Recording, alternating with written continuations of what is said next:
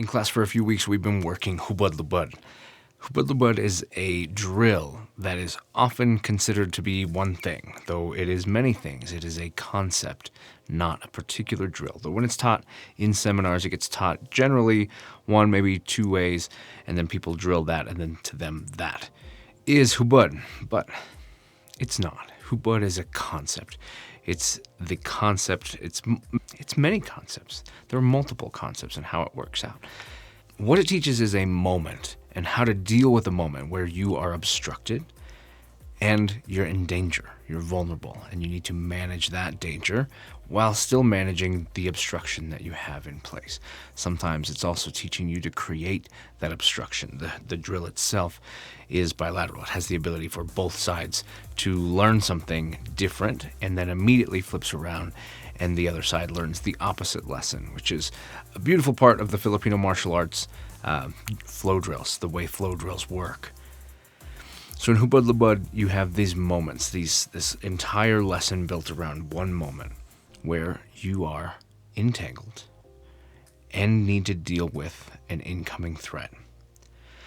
Now, where people usually go wrong is they think it's one specific, usually starts off with a kind of a top of the head hammer fist type thing, sometimes taught with a stick, so you're swinging the stick, sometimes taught with a knife, so you're dealing with a knife. But typically this one motion. But there's many motions. And some of the motions you're going to meet and you're going to create a barrier. You're going to stop that motion. You're going to create a new motion, redirect it, and then deliver your own. Some you're going to redirect on the fly because you have that latitude. But some, like we were working recently, you don't at all. In fact, my goal is to be able to orient myself to what's happening, not orient the person to keep me safe. But in some, take the straight shot, for example, just a straight inward motion, which can be a punch, but it can also just be someone reaching to grab you or anything that's on this linear line. You have this potential to just push it out of the way. But what I like to convey, what I like to express is instead the idea of reorienting yourself to this thing. So instead of moving it off, finding it, creating a connection to it, and moving you, orienting you so that it can continue to do what it was doing, uninterrupted, while you start working whatever you're going to work in your follow-up, your counter.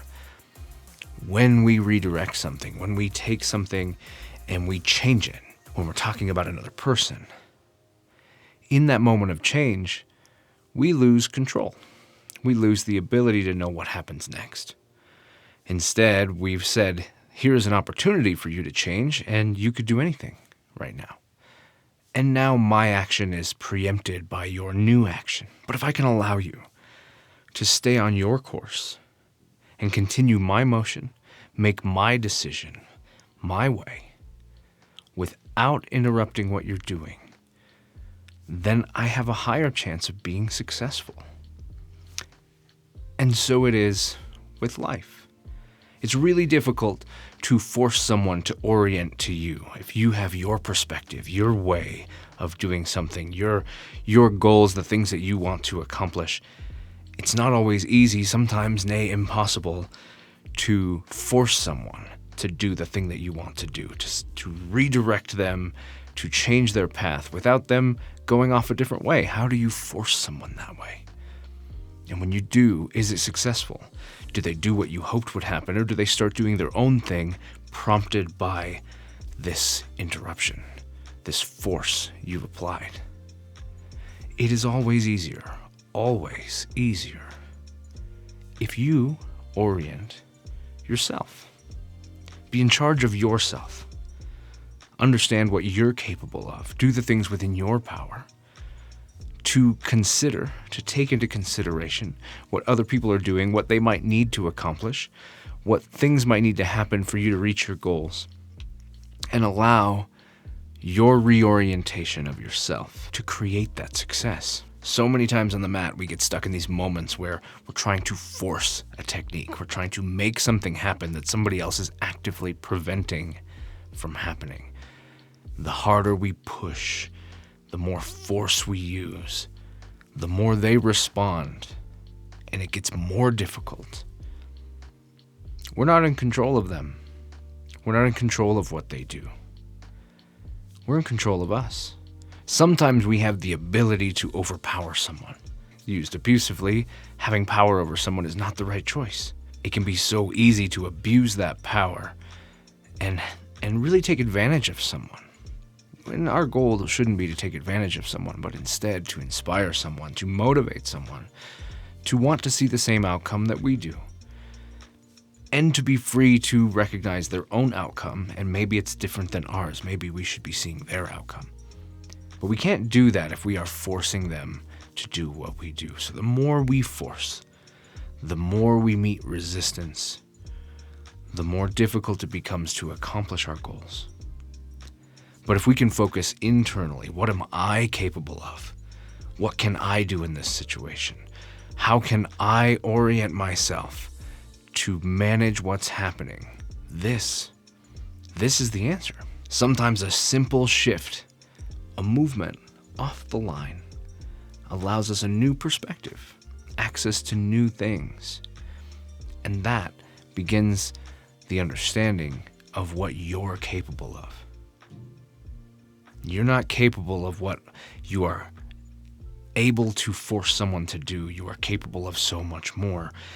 And successfully, in fact, you can bring them along with you if you can orient yourself to attack the problem and not the person who might be presenting the problem to you. So the next time you're on the mat and you're dealing with one of these types of techniques, check your footwork. How could I reorient my shape to manage what's happening? Could I move myself? Could I step in a certain way? Could I rotate my body and allow something to happen? Can I move myself rather than move you in order to accomplish this? And most of the time I find that this is the answer to the technique working well. And then take that and carry it into your life when you are struggling with someone, when you are having trouble with the teller at the bank or the person at the checkout or the whatever it is, somebody in business or school or whatever you're doing, interacting in your life where things aren't working right. How can I orient myself to this situation? How can I move in a way that deflects what you're doing and allows me to approach this in a new way where you're less of a problem for me and we can reach this conclusion? The more I meet you head on, the more we just butt heads and don't achieve success between us. How can I take the problems that you have, see them in a different way, orient myself, because at the end of the day, that's what I have control over, and reapproach this problem, and maybe even find out that it was never a problem at all.